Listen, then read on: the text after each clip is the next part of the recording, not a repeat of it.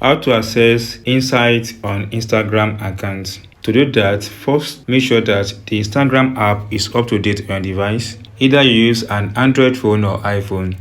Go to the App Store on your device and tap on it. In the search section, look for Instagram and search for it.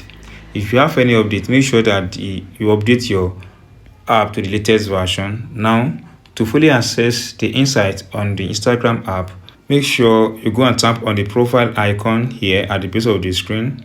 Now tap on the three horizontal line at top of the screen. Then scroll up under professional.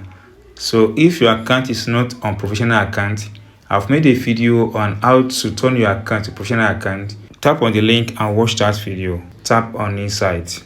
Once tap on insight, just wait a few seconds. You have access to the insight on your app, just like view, interaction, follower, and others. Then you can as well access the insight by tapping on the account types and tools. Tap on it again. Just wait a few seconds, then you have the insights. Tap on it. Once tap on the insight, you have access to the insights on your Instagram account like view. So that is all the simple guys on how to access insight on your Instagram account. If you get this tip, if you have not subscribed, please subscribe for more updates like this.